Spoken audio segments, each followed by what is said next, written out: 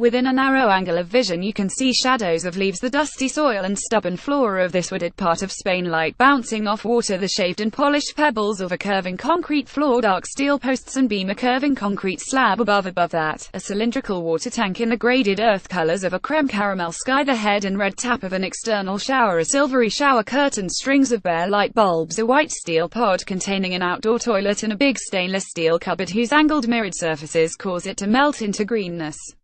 Due to a fall in the ground, the trees behind show their foliage rather than their trunks. An elusive honeycomb pattern is set up by the moire effect of the perforated steel wrapping of a freestanding sink unit. This dense assemblage of stimulations widens out into a larger structure, a perfect 45-meter wide concrete circle inscribed with multiplying effects of transparencies and reflections. It's like a wood, in that the substance, trees, building materials, without which you couldn't call it a wood, a building, keeps dissolving into shadows, light and depth, without going away altogether. The use of materials, light and space to intensify experience, is what architecture should do. A lot of the time it doesn't get the chance. Inverting the architectural hierarchy, Kirsten Gears and David Van Severen's house. Photograph Bas Prinsen. This fascinating structure is a holiday house, recently built in the wooded, mountainous district of Matarrana, in Aragon, just over the border from Catalonia. It is one of two so far completed in a development called Solo Houses, which is planned to include a total of 15 plus a hotel, each designed by a different architect.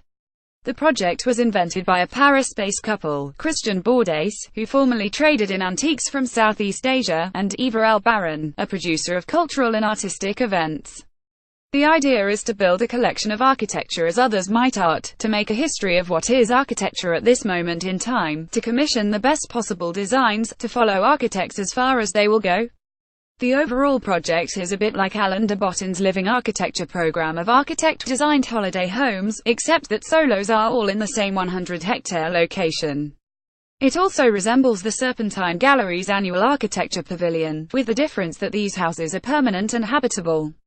Two of the architects recently favored by the Serpentine, Smil Jan Radic from Chile and Sue Fujimoto from Japan, are working for Solo, and Hans Ulrich Obrist, the Serpentine's artistic director, is advising on a program of artworks for the development.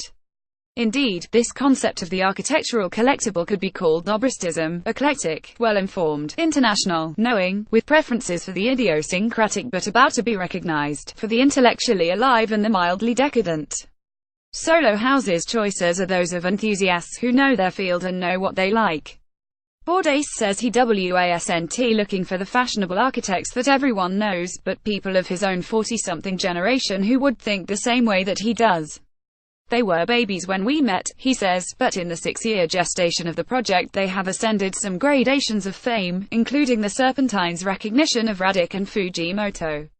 For the location, Bourdais spent 6 months touring Europe, looking at amazing sites in which it was also permitted to build. He settled on Aragon because its planning policies are more favorable to building in the countryside than Catalonia's. The right-angled mushroom. Solo house designed by Mauricio Pezzo and Sofia von Elraxhausen.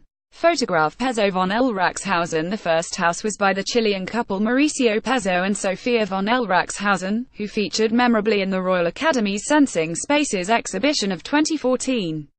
It is a concrete tower that spreads at the top, a right-angled mushroom that counters the usual intuition that, confronted with amazing views and amazing climate, openness is all. Inside the stalk you get dungeon-like darkness, water pipes glinting in the shadows, light coming mostly from viewing panels into the blue water of a pool. When you get to the top you find a square patio house in the sky, with the pool in the sheltered center and an outer layer of rooms looking out in all directions. From here, finally, you get the view. The second, circular house is by the Brussels practice office Kirsten Gears David Van Severen who, since they set up in 2002, have been building respect for their nuanced and subtly subversive work.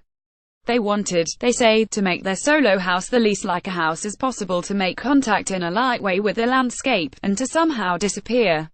This does not mean, for them, camouflage, nor making something woody that might have been assembled by goblins. You can't miss that the building is there, but trying to coincide with nature. They use the machinage materials, glass, steel and concrete, of Mies van der Rohe and Le Corbusier, together with more loose fabric curtains and screens that filter the light, touches of marble, stainless steel that warps reflections like a fairground mirror. They draw on a modernist fascination with a sensual and illusory that was often ignored by official histories but was practiced, for example, in houses, interiors and exhibition pavilions by Mies and the textile designer Lily Reich in the late 1920s and early 30s. Geers and Van Severen also exploit a modernist love of blurring inside and out. The elements of the house are divided into 3 enclosures about the perimeter of the circle, a thin sliver containing a kitchen dining living space and 2 more containing beds and bathrooms. You have to go outside to get from one to another. Geers and Van Severen tried to make their solo house the least like a house as possible. Photograph Bas Prinsen. The circle casts such a spell that you are mostly happy to pad about inside it, savoring the solitude. It then turns out that the outer walls are actually sliding screens that can be shunted out of the way, to expose like a falling beach towel the naked interiors. Beds, baths and kitchen stand open to the horizon. The screens create, along with the shimmers and reflections, a zone of instability and transience that is given definition by the precision of the circle. Further contrast is provided above the roofline, where are placed blunt necessary objects such as solar panels, water tanks and heating and filtration devices, shaped in 2 cylinders, cubes and cones. The 2 cylinders have been given the colors of earth and sky by the artist Peter Vermeersch, but otherwise these objects are as solid and factual as the lower level is evanescent. In keeping with a pervasive desire to play with expectations, their placing inverts the architectural hierarchy that traditionally puts the celestial and dreamy above the basic and chthonic. You are free to wander outside the building into the woods, but somehow the circle casts such a spell that you are mostly happy to pad about inside it, savoring the solitude, mesmerized by the repetitions, correspondences, and infinite variety of this horizontal, hedonic hamster wheel.